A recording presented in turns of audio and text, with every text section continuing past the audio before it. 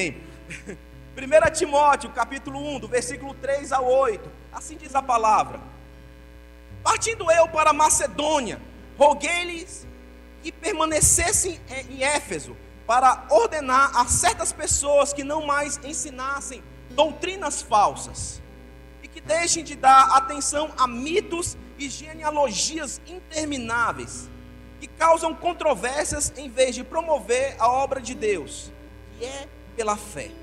O objetivo dessa instrução é o amor, que procede de um coração puro, de uma boa consciência e de uma fé sincera.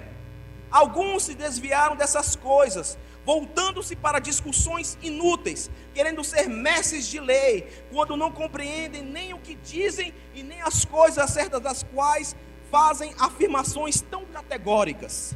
Sabemos que a lei é boa, se alguém a usa de maneira inadequada. Amém? Amém? Glória a Deus. Novamente temos um texto que fala do útil e do inútil. E muito que podemos viver em uma igreja, em uma instituição religiosa, em uma religião, pode ser inútil, sem sentido, sem causa. A vida religiosa pode se tornar inútil. O que é inútil? É que não serve para nada, não tem utilidade. Essa semana, uma pessoa veio a mim, né? Sabe aquela história, né, pastor? Aí, pastor, eu queria que você orasse por ela. Amém, aleluia. Qual é o problema? Ela falou assim, que a vida dela não dá nada certo. Eu falei, tá bom, então, sente aqui, vamos conversar então. Eu falei, você tem congregado? Não. Você vai para uma igreja? Não.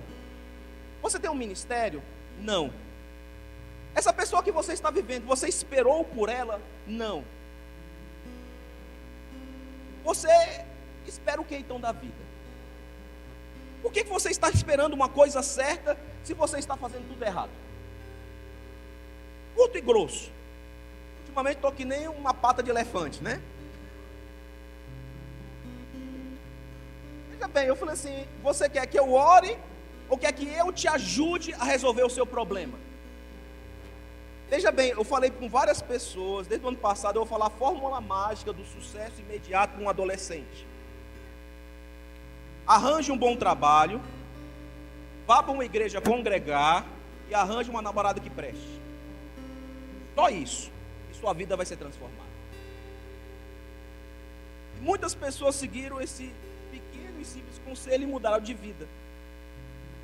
Porque muitas vezes o problema não é a oração. Geralmente o problema não é a oração. O problema está na pessoa. A pessoa não faz o que tem que fazer, mas depois quer em uma oração resolver todos os problemas que ela afrontou a Deus, que Deus falava que ela deveria fazer. Curto e grosso. Eu falei assim, você quer que eu te minta ou quer que eu fale a verdade para você da sua vida? Esta pessoa que você está vivendo, ela é boa para você? É horrível. Nossa, que pesadelo essa pessoa é. E o anterior, do mesmo jeito. E o anterior, do mesmo jeito. Faz 10 anos que eu vivo desse jeito.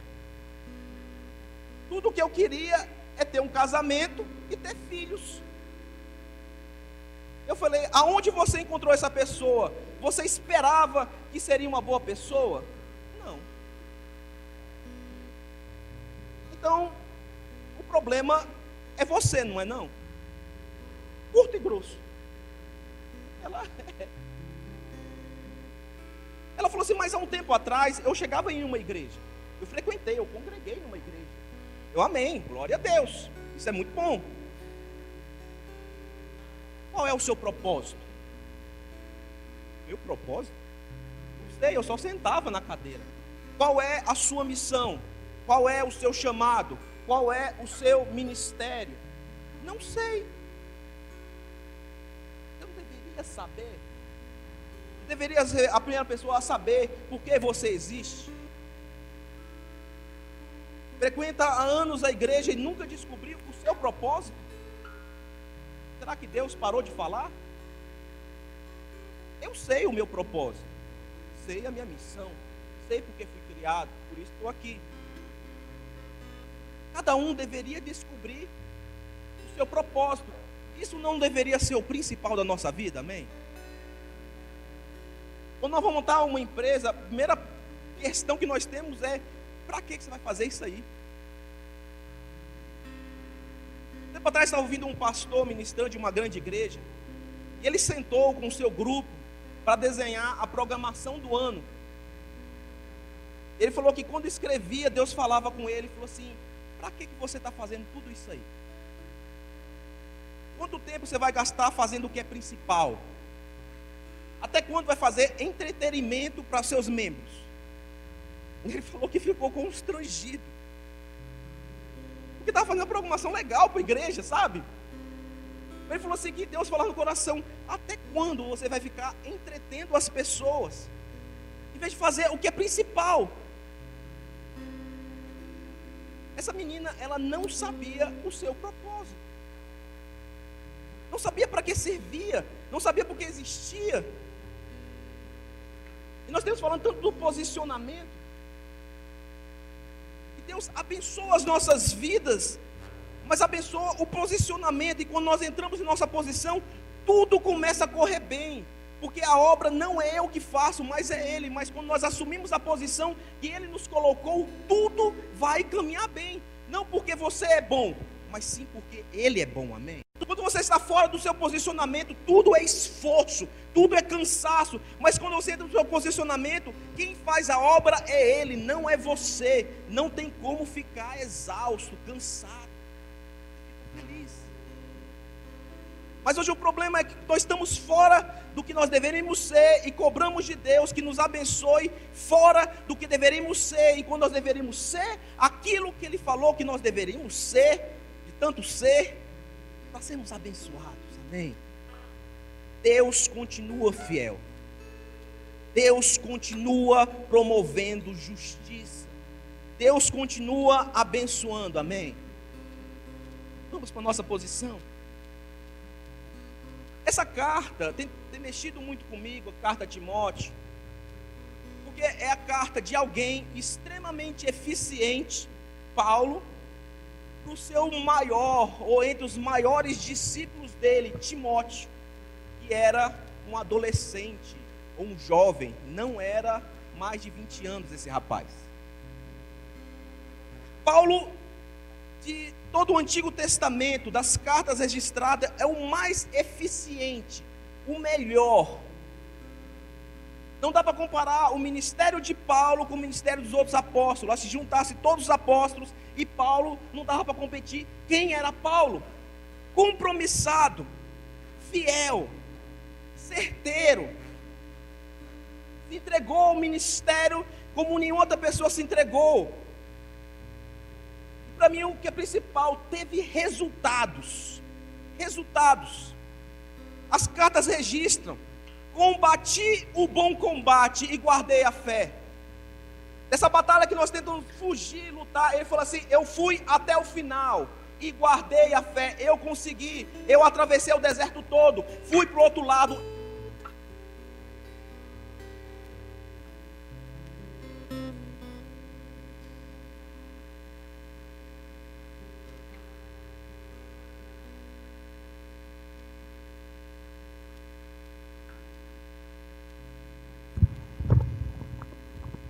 Glória a Deus.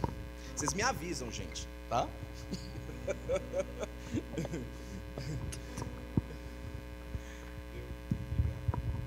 Combati o bom combate, aí ficou até melhor. E guardou a fé. Cara, que característica. Implantou comunidade de fé.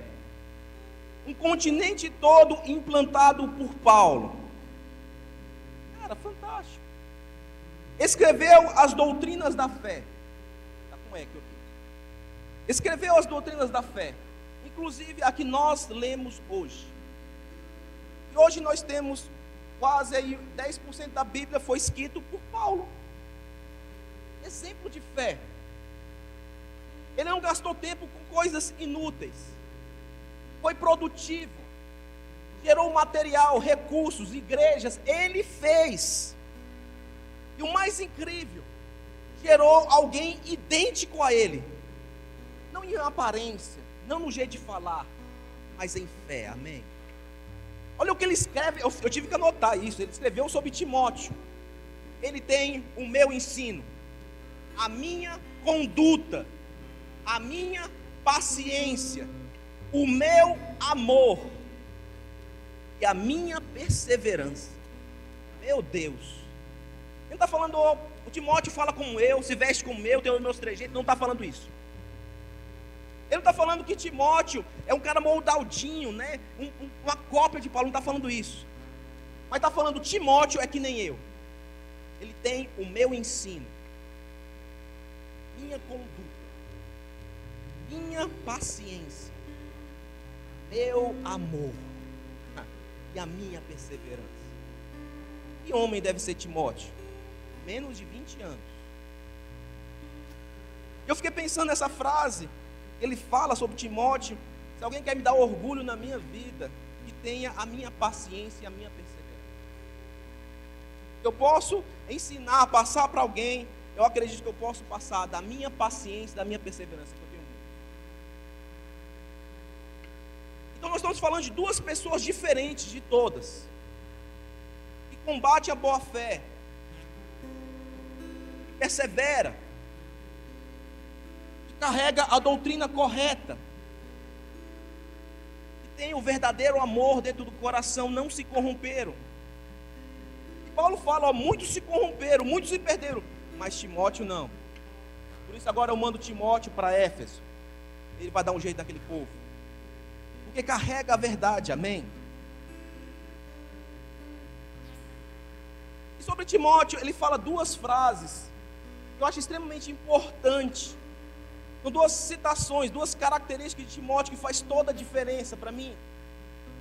A primeira, quando fala de Timóteo, ele fala assim: Timóteo, lembro-me da tua fé não fingida.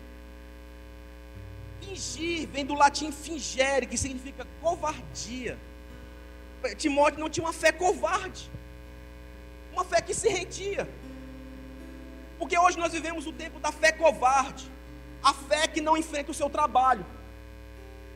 Porque a pessoa fala, pastor, eu não vou para a igreja por causa do meu trabalho. A fé é covarde. Nós vivemos o tempo da fé covarde, que não enfrenta a própria família. A pessoa não tem capacidade de falar para a família que vai para uma igreja. Não, pastor, não posso ir, porque a minha família não gosta de igreja. Se acovardou. Uma fé que se rende para os seus próprios problemas. O problema é maior do que a fé. Quando a pessoa tem problemas, a fé se diminui, se acovarda diante do problema. A fé é covarde diante das dores. Não, pastor, não posso ir, está doendo meu joelho, sabe como é que é? Hoje está difícil, não consigo ir. Ele está falando assim, lembro-me que você tem uma fé diferente, Timóteo. Não é covarde. Porque a fé que Paulo fala é uma fé que não se rende para as dores, para os problemas. A pessoa persevera na fé, a pessoa faz. Tem muitas pessoas que não assumem o ministério com uma fé covarde. Não assumem o posicionamento com Deus porque a fé é covarde. Não faz o que tem que fazer porque a fé é covarde.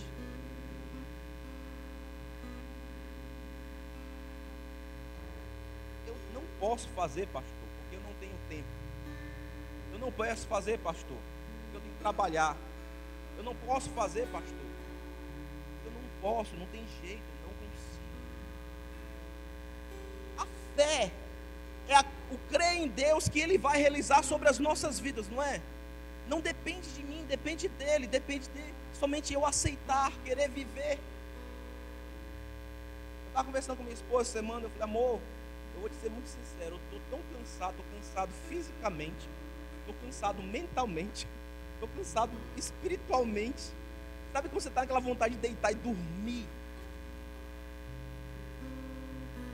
Mas nessa semana eu terminei todo o projeto da igreja, terminei o sistema, nós fizemos culto, preparei palavra, nós ontem fomos no Sol Nascente, foi uma bênção.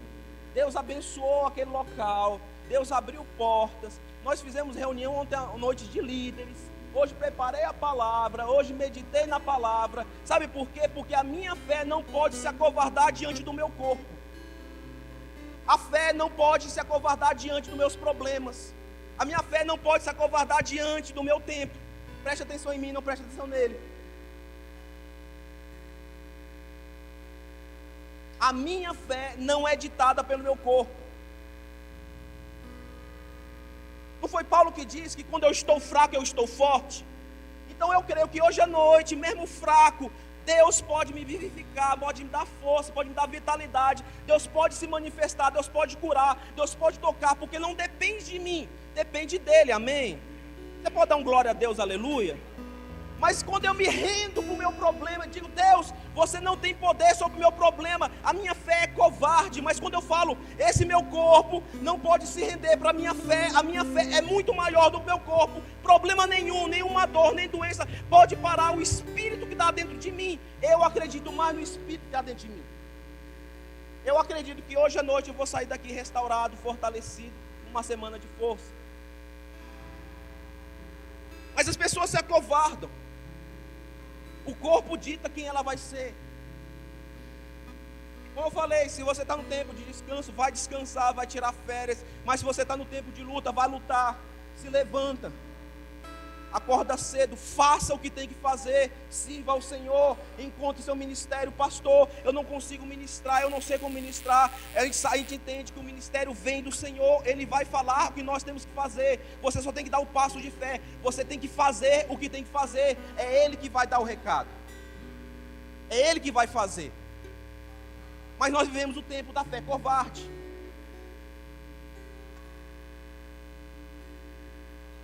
Lembro-me da tua fé, não fingi. Você faz que nem eu, Timóteo.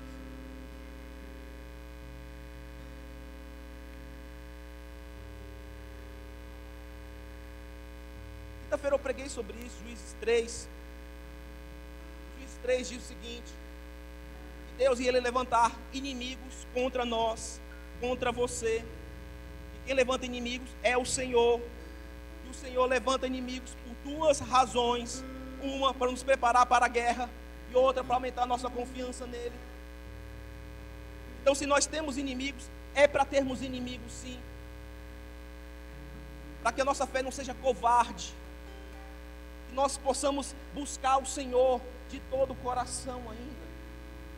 Pastor, porque eu tenho desafios? Para que você não seja um obeso espiritual, mas que saiba buscar o Senhor, que esteja preparado para uma guerra. Eu fico tão preocupado com algumas pessoas que não sabem guerrear contra um adversário, se amedronta diante do inimigo, como se o diabo fosse maior do que você, seu Deus. E tudo que Deus queria quando o inimigo se levantasse é que você se levantasse pelo poder do Senhor e derrubasse esse inimigo. Mas muitas vezes a pessoa corre para trás, tem medo, se acovarda diante de uma adversidade, enquanto essa adversidade é somente para te promover. Uma crente aqui. Os inimigos da nossa vida têm somente duas razões: preparar para a guerra e aumentar a confiança de Deus no seu coração. Esse inimigo cai com certeza. Sabe, quando você não tem arma, você olha para o chão, tem as pedrinhas lá. Deus falou, é aí que você vai derrubar este meu bicho. Chegou a tua vez. Eu quero te exaltar. Eu quero mostrar para o mundo quem é meu servo, amém? Eu quero mostrar que você é capaz. Através da minha mão, você vai derrubar esse gigante. Mas nosso espírito, né, Samuel? Não quero lutar. Deus me tira da batalha. Quando Deus está falando assim, vai para a batalha, te empurra, né? Deus está lá, vai, luta, encontra, não recua. Sou eu que estou contigo agora. Vai, enfrenta. E você, não, Deus, eu não quero. E Deus está lá, vai, irmão, vai para frente. Pega esse demônio pelo rabo. Hoje a fé de muitas vezes é eu determino. Eu mando, eu falo, eu aconteço. Isso não é fé nem aqui nem na China. Fé é suportar. Fé na Bíblia é ter paciência. Por muito tempo eu acreditei que fé era aquele que falava e acontecia. Eu entendi que isso é mágica, né? Não é fé isso. A gente acha, né? O cara fala e acontece, isso é mágica, isso não é fé. Fé é paciência. Depois eu entendi, eu acreditava, né, Alessandro? Eu falei assim, meu Deus, fé é aquele cara que fala e o poder cai. Pô, o cara, o negócio acende. Isso é outra coisa, isso é unção, mas não é fé. Recentemente, meu conceito de fé foi atualizado muito pela pastora Alessandra. Sabe o que é fé? Você, no seu pior dia da sua vida, você vir para a igreja e ministrar. Isso é fé. Fé é suportar. Fé é você ser provado e ainda assim servir ao Senhor. Você não tinha nenhuma obrigação. Você podia ir embora quando você quisesse. Mas fé é suportar. Suportar o quê? A minha vontade prevalecer? Não. Que a vontade de Deus prevaleça sobre a minha vida. Isso é fé. Fé não é falar e acontecer. Fé é viver aquilo que Ele quer que você viva. Amém? Fé não é dizer a Deus o que Ele tem que fazer. Fé é dizer, Deus, o que eu tenho que viver. Isso é fé.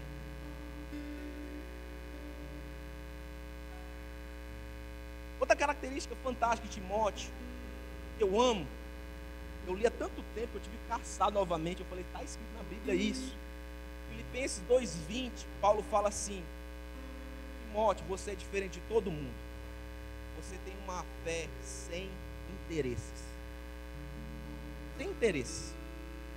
Tem muita gente que confunde fé com interesse próprio. Tem algumas pessoas que vão falar comigo, pastor, eu estou orando à noite, dia e noite, eu vou conseguir um trabalho, amém, aleluia. O que mais?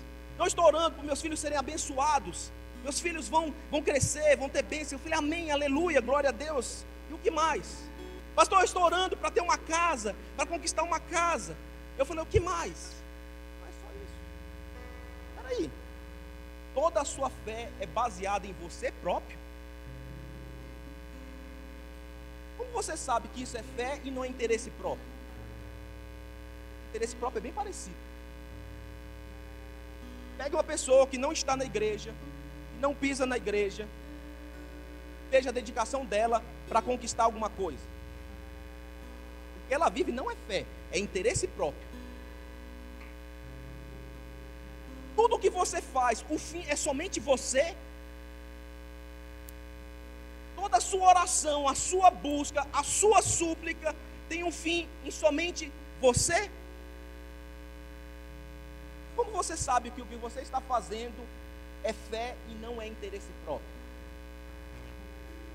Porque com o nosso interesse próprio nós fazemos tudo isso. Pastor, eu oro, eu estudo dia e noite. Também uma pessoa que não pisa na igreja pode estudar dia e noite. Pastor, eu sou mais dedicado no trabalho, eu começo cedo, vou até tarde. Pessoa que não tem fé pode fazer a mesma coisa. Porque o interesse próprio. Pelo interesse próprio, você se rasga todinho. Nós nos rasgamos todinho. Como você sabe que o que você está fazendo não é interesse próprio, é fé? E pode ser fé também. Existe no mundo um conceito de fé que é a vontade de ter. Tem pessoas que falam assim, pastor, eu tenho fé. A fé significa vontade de ter. Pela vontade de ter, ele passa fome. Pela vontade de ter, ele passa necessidade. Ele vende o carro, anda de ônibus. É vontade de ter, não é fé que ele tem. Pela vontade de ter, ele passa o ano todinho sem ir para umas festas, guardando dinheiro pela vontade de ter, não pela fé.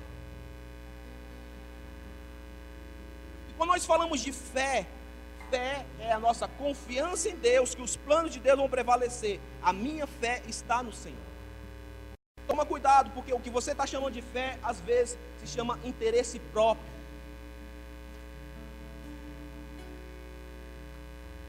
Nós temos Paulo, que não tinha interesse próprio. Tudo que ele estava fazendo era para Deus e para o próximo. Nós temos Timóteo, que tudo que ele faz é para Deus e para o próximo. Paulo nos adverte, ele falou assim: virão tempos sobre a igreja e muitas pessoas farão por interesse próprio. Ganância.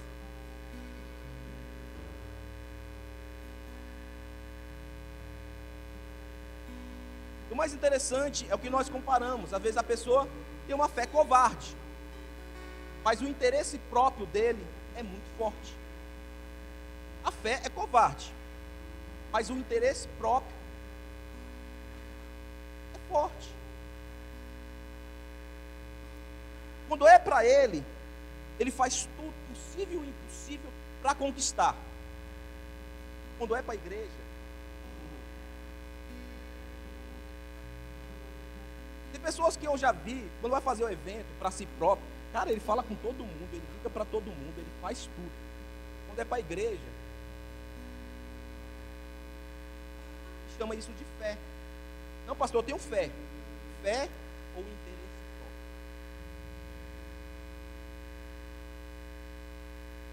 A história da faixinha. Uma vez, uma irmã falou assim, que a gente ia fazer um evento na igreja. Gente, é brincadeira. Ela falou: não, pastor, eu vou fazer a faixa.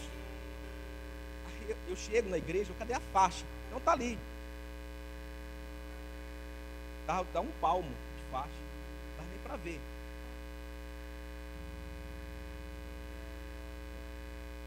Mas ela depois foi fazer o evento dela. A faixa é tipo de uma parede para outra. Pastor, eu tenho fé. Fé não, você tem interesse próprio. Tudo isso aqui é para você, não é para Deus. Porque quando nós fazemos para Deus, deveria ser pelo menos igual ao que fazemos para nós mesmos. Igual ou melhor, não é verdade? Mas muitas vezes o que nós fazemos para Deus é o minimamente possível, aceitável. Mas quando fazemos para nós mesmos, a gente liga, a gente fala com todo mundo, a gente busca, eu estou aqui, eu vou fazer. Eu tenho falado com nossos líderes, não existe o evento do Moisés, não existe o evento da Alessandra ou o que seja, existe o evento da igreja. Nós promovemos igualmente, falamos. O que nós fazemos? É por interesse próprio? Não é por fé?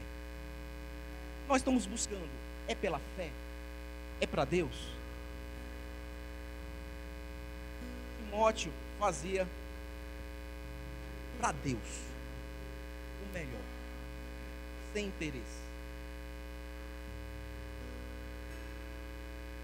Quando você faz, compara com o que a pessoa do mundo faz, será você uma versão somente gospel de uma pessoa que está buscando a sua própria vida? Ou tem diferenciações?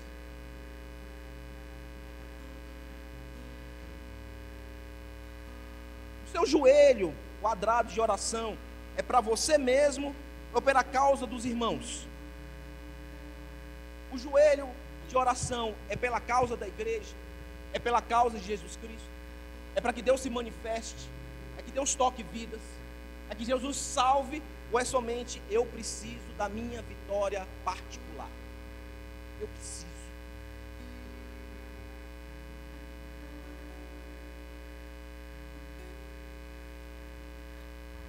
Por isso Paulo faz essa instrução. As duas cartas de Timóteo são instruções a Timóteo do que nós deveríamos viver. Porque muitas vezes a nossa fé é inútil, é fútil, é vazia. E quando eu fazia essa palavra, eu lembrava, né, que muita gente fala, a palavra de Deus nunca volta vazia, não é, pastor? Então todas as vezes que é falado, Nunca volta vazio, mas, gente, tem muitas mensagens que eu assisto que não é edificante. É engraçada, é curiosa, mas não transforma, não toca. Até quando a gente conversa com os pastores, existem muitas pessoas que eu não consigo assistir, porque, não sei, está faltando alguma coisa lá dentro. Às vezes nós assistimos uma pessoa que fala tudo errado, falamos, cara, esse cara tem Deus no coração. Está aí, Deus falou. Mas nós escutamos algumas pessoas que falta alguma coisa lá dentro. Para mim, muitas mensagens são inúteis, não servem para nada. Mas pastor, isso não é uma blasfêmia? Porque a palavra fala que toda a palavra de Deus não volta vazia. A palavra certa em Isaías, ele fala o seguinte: assim também acontece com a palavra que sai da minha boca. A palavra tem que sair da boca de Deus. Ela não voltará para mim vazia, mas realizará toda a obra que desejo e atingirá o propósito para o qual eu enviei. Se essa palavra tem propósito, ela vai tocar pessoas. Se essa palavra tem vida, vai tocar pessoas. Mas se não tinha propósito, não tem por que tocar alguém. Paulo vai em Timóteo e fala: a palavra é boa se usada adequadamente. Mas existem muitas palavras que não têm objetivo nenhum. Não foram feitas para tocar, para ministrar, para curar, para transformar. Porque a Bíblia fala que a palavra de Deus é completa. Nós não precisamos de complementos para ela. Timóteo 3 fala sobre isso. A palavra foi perfeita para edificar, para consertar, para orientar. Tudo está aqui. Nós não precisamos de complementos, amém? Mas quando ela foi feita para isso, e vem Paulo e fala assim: olha, toma cuidado, porque existem muitas coisas dentro da religião que não tem utilidade, não serve para nada, são usadas inadequadamente. E aí ele vai trazer uma lista. Timóteo 1 e 2 vai fazer uma lista de coisas que não servem para nada. Ele adverte as nossas vidas. Nesse texto que eu li, já fala algumas coisas. Ele está falando sobre doutrinas falsas que vão entrar na igreja. Conhecimentos estranhos, fogo estranho. Não foi concebido por Deus. É interessante que ele vai falar que esses entendimentos, doutrinas falsas, vão se alastrar como um câncer. Quer dizer, uma coisa que cresce. Sabe a novidade, né? Está tudo bem, pastor, tem uma nova novidade. Agora tem a unção do... Se espalha, gente, como um câncer.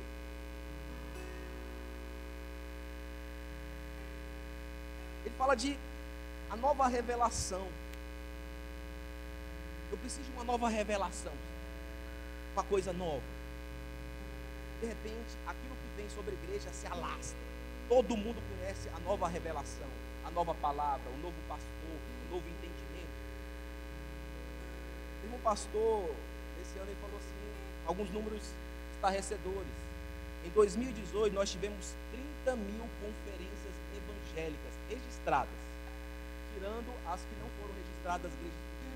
30 mil, ele falou assim, nós precisamos de 30 mil conferências. Nós precisamos de 100 mil palavras novas. Essas 30 mil conferências transformaram quantas vidas? O que o Brasil mudou depois das conferências? O que as igrejas mudaram depois das conferências? Quem são as pessoas que dão a conferência? Tem pessoas que estão ficando ricos dando conferência. Tem igrejas se enriquecendo por causa de conferência. E nós, a igreja, ele falou assim, gaste tempo discipulando a igreja. Não gaste tanto tempo fazendo conferência. Doutrina.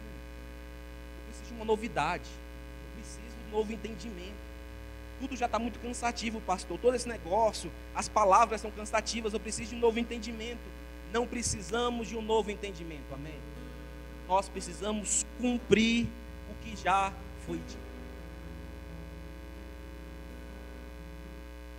Eu assisti o Pedro Esteiro, o pastor que está destacando, ele falou, a primeira palavra chegou assim: eu não vim falar nada de novo, eu vim falar o que vocês já sabem, vou repetir.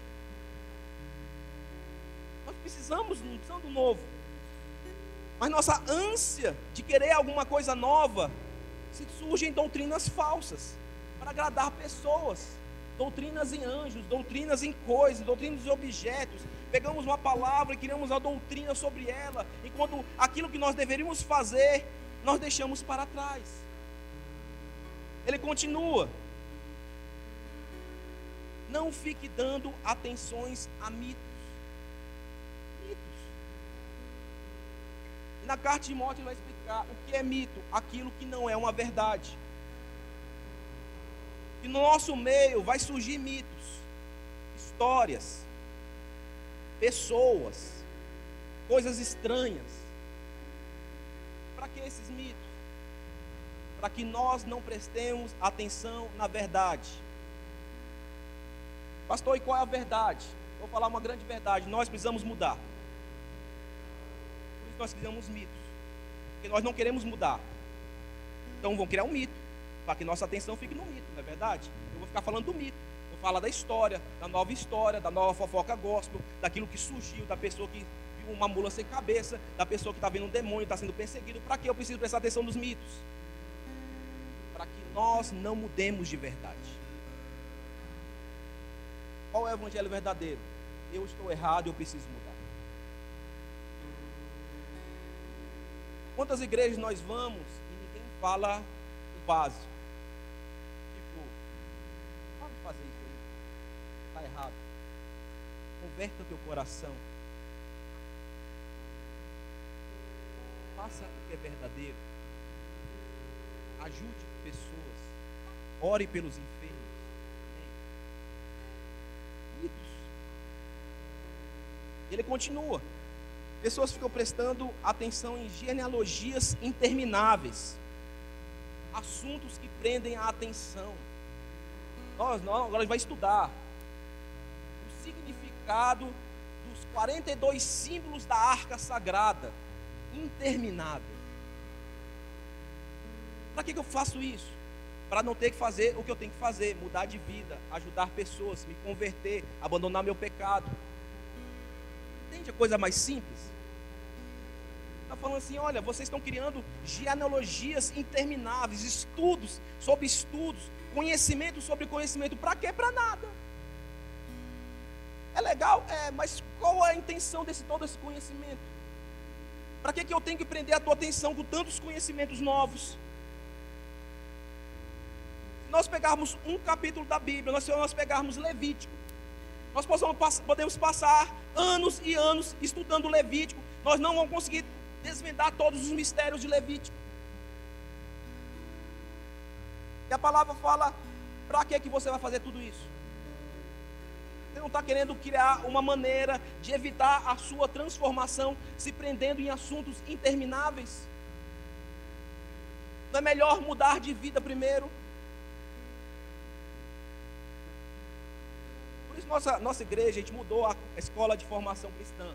É a mesma escola sempre. São 12 matérias, se eu não me engano, são 11 ou 12 matérias que nós temos. Vai ser a mesma coisa, é o básico. Para que nós precisamos saber o nome dos anjos celestiais? Não desenvolvemos a boa consciência ainda. Se você depois quiser pesquisar isso, é um problema teu. Mas nós precisamos saber sobre a vinda de Cristo, que é principal. Nós precisamos saber como é que muda um coração. Nós precisamos aprender como é que ora. Saber como o Espírito vai atuar na minha vida, na sua vida, amém? Nós vamos saber para que serve uma igreja. Nós vamos saber qual é o propósito da tua vida, qual é o seu chamado. Mas de repente nós passamos nessa moeda, nós deixamos isso para trás. Porque não, eu quero saber agora para que serve cada pedra do templo celestial do Senhor. Genealogias intermináveis, estudos intermináveis. Para que serve tudo isso? Paulo adverte Timóteo: faz com a igreja não perder tempo com essas coisas. Não dá para viver isso. Ele continua: discussões inúteis, conversas inúteis. interessante que ele vai falar que as discussões inúteis só servem para uma coisa: gerar impiedade. Porque se a palavra de Deus vai gerar piedade em meu coração, quando a palavra de Deus não reina na igreja dele, vai gerar impiedade, pessoas impiedosas, pessoas que são insensíveis com a outra, não vivem a piedade. Interessante, tem pessoas que não conseguem falar uma coisa séria. Um momento da minha vida eu passei uma crise, porque eu queria falar de Deus, as pessoas não queriam falar de Deus. E eu não estou falando de não cristão, eu estou falando de cristão. E a pessoa quer falar de carro, a pessoa quer falar de moto, a pessoa quer falar de filme, a pessoa quer falar de papel, mas a pessoa não quer falar de Deus. A pessoa não tem algo de Deus para falar. Quando nós falamos uma revelação, parece que está morta, porque não entra a palavra. A pessoa não gosta de falar, não ama a palavra, não quer falar de nada, mas quando é uma brincadeira, a pessoa sabe. E está falando, cuidado, discussões inúteis, conversa inútil. Toma cuidado, porque a igreja pode ser tomada por besteirinha. Sabe mandar uma bobagemzinha, de bobagem, mas não sabe compartilhar a palavra do Senhor, não sabe absorver uma palavra e dar para uma pessoa. Vou te falar uma coisa que me dá uma raiva, é aquelas pessoas que mandam fotinha de palavra do Senhor. Se você meditar na palavra e me mandar, eu vou ler. Mas se você está pegando uma fotinha de alguém te enviou, eu nem abro. Meu Deus, eu não preciso disso. Tem pessoas que não pisam numa igreja, mas ficam compartilhando fotinha. Isso não é fé. Discussões inúteis, sabe tudo que é bobagem. Todas as notícias falsas, sabe o que é, mas não sabe a palavra do Senhor, não sabe mudar uma vida, não sabe orar para uma pessoa. Ele falou assim: toma cuidado, as discussões inúteis vão entrar na igreja. Assuntos inúteis. Pastor, você viu a mulher lá que renasceu? E eu falei que eu quero saber de mulher que renasceu, eu quero crer no Senhor, eu tenho uma missão para fazer. Pastor, você ouviu agora, o fulano de tal traiu a esposa, e eu falei, eu quero saber. Eu tenho 3 tipos de pessoas que eu preocupo. Se é você, se é da obra social ou se é da minha família. Não adianta falar que é da fulano de tal. Vai para o pastor dele lá, não sei. Saiu. Gente, é porque eu já falei, eu não leio Facebook. Eu só posto e saio. Aí quando é uma aqui do irmão, né? Opa, deixa eu ver aqui se está falando coisa. Mas se não é da minha igreja, o que me importa aquilo? É da igreja dele, eu não sei o que está acontecendo com a vida dele, amém? Mas se é da minha igreja, eu quero saber. Se é da obra social, eu sei, eu quero saber. Se é da minha família, eu quero saber. Mas se é de outra pessoa, não me importa. Pastor, o irmão ali está fazendo não sei o que. Eu falei, deixa a glória a Deus, aleluia. Deixa ele viver lá a fé dele. Eu não vou perder tempo com conversas inúteis. Minha esposa fala que eu sou um sem assunto. Eu vou em holocausto, eu não falo nada. Estão lá discutindo, sabe? Joana, não tem nenhuma Joana. Aí tá tipo, tá esperando que eu fale. Pastor, mas o que você acha da Joana? Sei. Estou acompanhando, né? Pastor, mas você viu o governo? Não sei, nem assisto. Gente, eu não assisto nada, não sei notícia de governo, de oposição, não sei, não adianta perguntar para eu não assisto. Pastor, mas você viu agora não sei o quê? Para mim tudo isso é inútil. Eu não mudo o governo, eu não sou do governo, eu não sou oposição do governo. Oposição faça a oposição, o governo faça a situação. Eu não sou de direito, eu não sei nada. Se quer perguntar, pergunta para o Laurinho, porque sabe muito mais de direito. Mas você acha que é justo, não sei o quê? Eu não sei nem de direito. Não estudei, eu sei de informática. Quer fazer um programa, fala comigo, aí eu sei falar. Mas de repente surgiu milhares de especialistas em direito, fazendo discussões inúteis. Quer fazer na casa? Pode, mas quer trazer isso para a igreja. Pastor, o que você acha? Eu não acho nada. Nem quero achar. Não sou de direita, nem de esquerda, nem de centro. Eu sou de cima, amém? Mas não sou. Acho que tem coisas muito certas que a esquerda faz, acho que tem muita coisa certa que a direita faz. Não vou falar, porque toda vez que fala é quebra-pau, é voadora, né? Eu prefiro não falar mais nada. Conversas inúteis. Ele continua. Existem controvérsias fúteis. Sabe quando vão trazer uma discussão aqui para a igreja, pastor? Sabe para que serve controvérsias na igreja? Ele explica, só serve para causar briga. Vamos fazer uma coisa aqui, vamos trazer um tema aqui para a igreja. Só serve para a gente brigar. Ele falou assim, não traga controvérsias para a igreja. Tem um assunto que é controverso, não traz para cá. Vai lá para fora. Nós temos algo muito maior para se importar, amém? Mas de repente, nós nos importamos com tudo que é inútil. E tudo isso, as doutrinas, os mitos, as genealogias, as discussões, as controvérsias, só serve uma coisa: para tirar a gente do foco, o que é principal. Eu não tenho nada contra você fazer um mega estudo sobre a Arca da Aliança, mas se você não sabe sobre o novo nascimento, uma vida de oração, sobre ajudar pessoas, aprenda primeiro isso.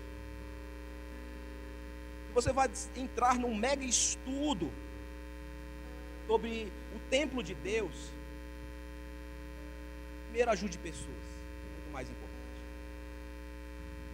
Tem pessoas sofrendo agora e precisam da gente. Muito mais importante do que fazer estudos, perder em coisas inúteis. Então, pastor, como é que eu sei qual o caminho certo? Aí ele vai falar como nós sabemos que aquilo que nós estamos aprendendo, fazendo na igreja é certo. Ele vai dar explicação. Primeira coisa, amor. Amor. Isso serve para o próximo ou serve para Deus? Oh, amém, aleluia. Isso é certo. Mas o que está sendo aprendendo, essa nova entendimento, serve somente para você próprio? Isso não é de Deus. Isso glorifica o Senhor? Amém. Isso vai resultar em amor ao próximo, atitude, fazer? Amém. Glória a Deus, aleluia. Está roubando minha atenção. A minha conversa tem o fim de ajudar pessoas? Amém. Isso é de Deus. A minha conversa não vai ajudar nem a Deus nem as pessoas. Isso é uma conversa inútil. A minha oração glorifica ao Senhor e ajuda pessoas, ajuda a igreja. Amém. Isso é útil. A minha oração é uma oração sem sentido, com conversas, com palavras, com coisas que não têm sentido, que não levam a nenhum lugar. Isso é uma oração inútil. Você veio hoje à noite para receber, para glorificar ao Senhor. Você veio hoje à noite para ajudar pessoas, para compartilhar da sua fé. Amém. Toma cuidado, porque talvez a sua vida na igreja pode ter sido inútil. Mas quando eu venho, e a minha vida glorifica ao Senhor, é útil. Estávamos aqui quinta-feira, umas menos de 10 pessoas. Neto ministrava o louvor, estava o Sassá, acho que o Samuel, acho que o Andrei, estavam reunidos. Nós louvávamos o Senhor. Isso glorifica o Senhor. Nós adorávamos ao Senhor. Não tinha público, tinha umas 4, 5 pessoas, 6, eu acho no máximo pessoas aqui. Mas o fim era a multidão? Não, nós adoramos ao Senhor, amém? Mesmo não tivesse ninguém, a adoração é dada ao Senhor, por isso nós adoramos ao Senhor. O ministério de louvor não adora as pessoas, o ministério de louvor adora o Senhor. Tem sentido nós estarmos quinta-feira com uma pessoa? Tem sim, porque a adoração é ao Senhor, amém? Nós damos o nosso melhor, mesmo que o melhor seja 10 pessoas aqui. O problema não é a quantidade, o problema é o coração. Nós precisamos adorar ao Senhor.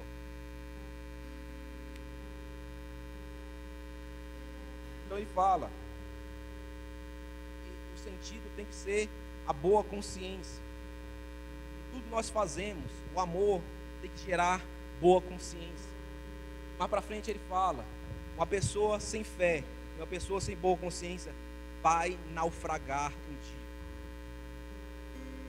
Porque nós aprendemos muita coisa na igreja, muitas palavras são ditas, mas se durante a sua trajetória cristã a sua fé não for gerada, não for aumentada, não for incluída, e sua boa consciência não for amplificada, ele vai falar que um dia você vai naufragar na fé. Você pode ter aprendido sobre a sabedoria de Deus, você pode ter aprendido os mistérios, os oráculos, mas se você não desenvolver uma boa consciência na tua vida, ele está falando, um dia você vai naufragar na fé. O que nos sustenta é a fé em Cristo Jesus, uma boa consciência gerada. O que é boa consciência? Eu lutei contra o pecado que há em mim, eu lutei contra o mal que existe em mim, eu me devotei a Cristo Jesus. Cristo, me tira esse mal, porque se esse mal não for vencido, ele vai tomar a minha vida e vai me arrancar dos braços de Cristo Jesus. Mas no momento que eu luto contra o pecado, no momento que eu aceito que eu tenho algo de errado na minha vida, no momento que eu aceito que eu preciso lutar, eu preciso vencer este mal que habita em mim, Deus me dá a vitória. Então, se a pessoa não passa uma vida lutando contra o mal que existe nela, um dia esse mal vai vencê-la. Tá claro? Mas de repente a pessoa não consegue reconhecer os seus próprios pecados, consciência cauterizada, um dia vai naufragar na fé, porque o Espírito está trabalhando dentro de nós para vencer o mal. Mas se o mal não é revelado, porque você não aceita como mal, o mal não é defragado, não mostra. Você habita, você convive com o mal. Como eu disse, os inimigos são Deus que nos dá, para que nós possamos ser fortalecidos, não é verdade? Mas tem gente que para de lutar contra o inimigo e vira amigo do inimigo. O povo de Israel, por muito tempo, ele parou de lutar contra o inimigo, se tornou amigo do inimigo. Isso afrontou a Deus. É quando o demônio que existe se torna o seu amigo, seu aliado. Já não é mais contra você, mas já anda com você de mão dada. Já se aceita o erro. O errado continua errado, independente do que você faça na tua vida. E cabe a cada um de nós lutar contra o errado em nossa vida, até que um dia o errado vá embora de todos nós, amém?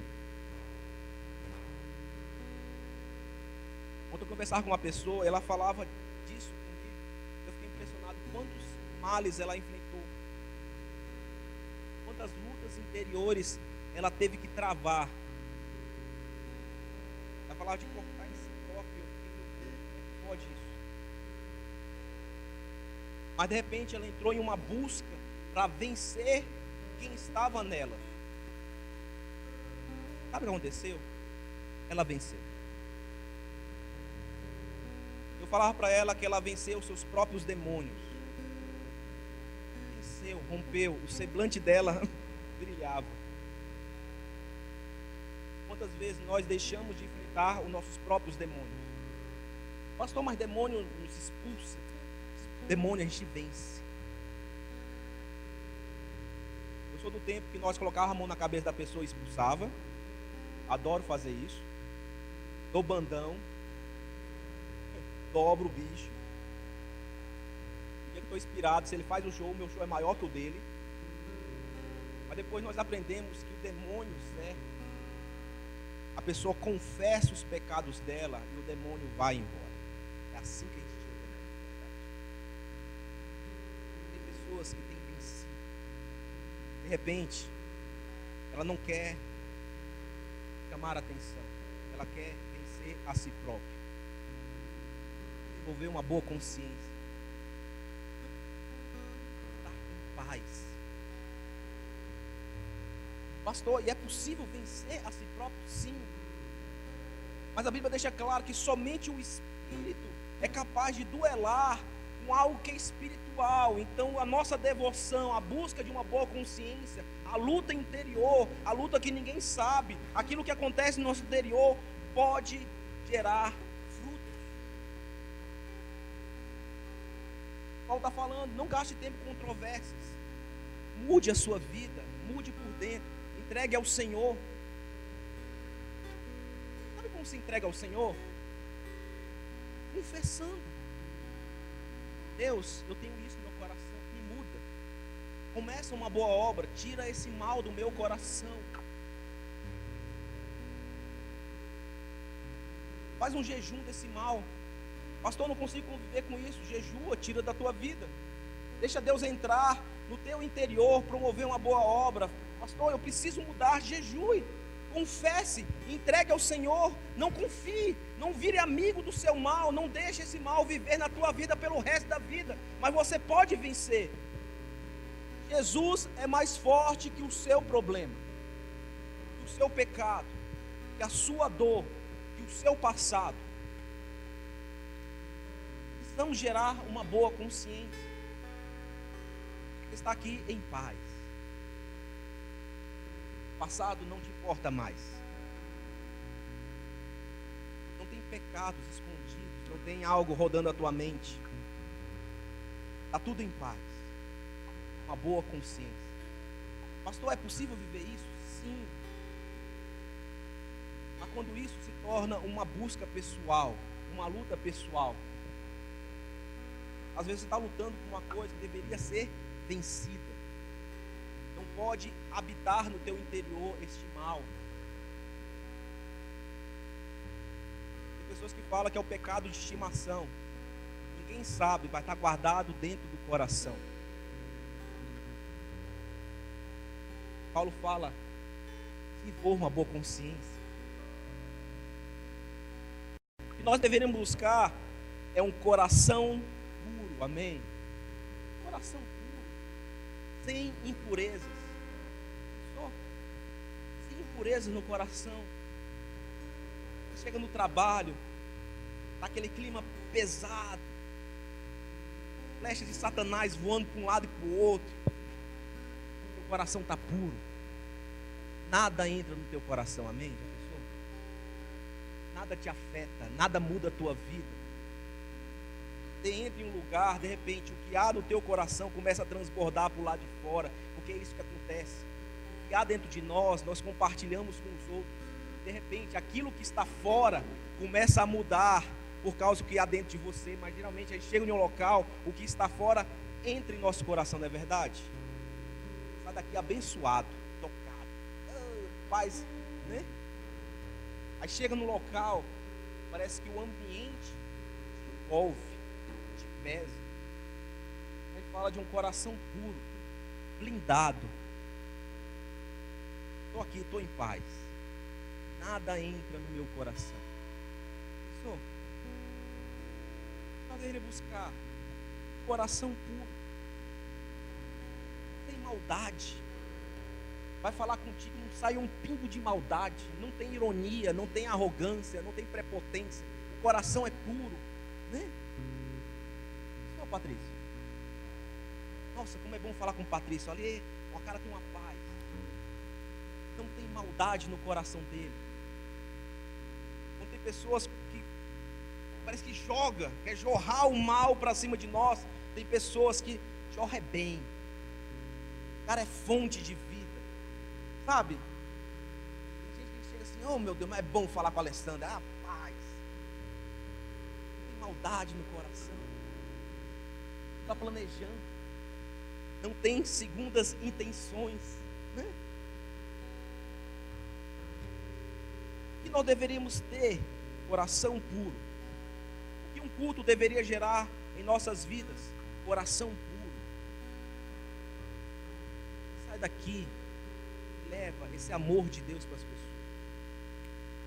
E a pessoa olha que não tem um segundo interesse, tem algo que você quer ganhar com ela, você quer simplesmente levar Deus para ela. Ela fala: meu Deus, essa pessoa porta a luz de Deus mesmo, porque ela tem um coração puro. Amém? E por último, vou terminando com essa. Ele fala que a nossa instrução deveria gerar uma fé sincera. Lindo isso. Sincera. Sem cera. Pensou, Jussan? No tempo de Roma, a pessoa fazia uma estátua. Aí quando tinha uns defeitozinhos, a pessoa tampava com cera. Sabe, hoje a gente chama de massa no automóvel, né? O carro bate, aí você enche de massa, né? Meu carro antigo sofreu alguns danos laterais durante a trajetória de uso meu. Eu levei no mecânico, né? O cara fez o trabalho, meus olhos, Gilson, estavam muito bom. Não sou nem um perito. Aí no dia que eu fui vender, o cara olhou, esse carro bateu aqui. Bateu aqui, né? Eu tô vendo, cara, mas você está falando que bateu, realmente bateu. Ele bateu aqui, bateu aqui. Sabe por quê? Passou cera, tem massa. E às vezes a fé de uma pessoa desse tipo é cheia de massa. Para quê? Para mostrar para os outros que tem fé. Mas a fé não é autêntica, não é verdadeira. É uma fé encoberta. E a pessoa fala para os outros: eu tenho fé, eu acredito, mas nunca acontece, porque a fé não é sincera, é cheia de cera. Mas ele fala que quando nós geramos essa boa instrução, vai gerar uma fé sincera em nosso coração. A fé que faz acontecer. A fé que é verdadeira. A fé que transforma. A fé que toca vidas. A fé que cura pessoas, amém? A fé que é autêntica. A nossa instrução tem que gerar essa fé tão sincera. Vai dar resultado. Uma fé sincera. Eu não preciso falsificar a minha fé. Eu não preciso ficar falando para os outros que eu acredito quando eu não consigo acreditar. Mas falar que de fato eu acredito, porque foi gerada uma fé sincera em meu coração. E essa fé é autêntica. Vai dar resultado. Não mascara a tua fé. Não finja que tenha fé. Não tente convencer aos outros que você tem fé. Porque a nossa vida é no oculto com o Senhor, é no quarto fechado. Eu fecho a minha porta, eu oro ao Senhor, eu converso com Ele. Deus sabe da minha luta, da minha labuta. As pessoas não precisam saber do que eu vivo com Ele, mas de repente Ele sabe. E todo dia de manhã eu abro a Bíblia e eu leio ao Senhor. Ele sabe que todo dia eu oro ao Senhor, eu busco de coração. E a minha fé não tem interesse em mim próprio, mas eu estou tentando lutar por outras vidas. Eu quero ver uma transformação de vidas. E tudo que eu queria hoje é glorificar ao Senhor pela minha vida. E Ele fala assim: é isso, é esta fé que eu quero. Você não precisa fingir uma fé. Mas hoje à noite falar assim: Deus, eu acredito de todo o coração que independente do que vai acontecer na minha vida, o Senhor continua sobre a minha vida. No dia bom e no dia mau, o Senhor continua comigo. Eu posso segurar na tua mão e atravessar esse vale. Eu acredito no Senhor. Nos dias maus, eu posso compartilhar com os irmãos. No dia que eu não tenho fé, não me ajuda em oração, porque eu estou sem fé agora, mas você está forte agora e pode me ajudar. Você pode fazer. É isso que Paulo instrui a Timóteo. É isso que nós precisamos viver. Eu espero hoje que tudo isso gerou um coração puro na tua vida. Não falsifique nada. E tudo isso está gerando uma boa consciência na tua vida. Eu tenho que lutar contra o mal que há em mim. Eu tenho que crer no Espírito. Eu tenho que buscar a minha aliança com Deus. Eu tenho que buscar o meu ministério, o meu chamado. Eu tenho que servir. Tem que me entregar cada dia mais a Deus. É essa a minha essência, amém?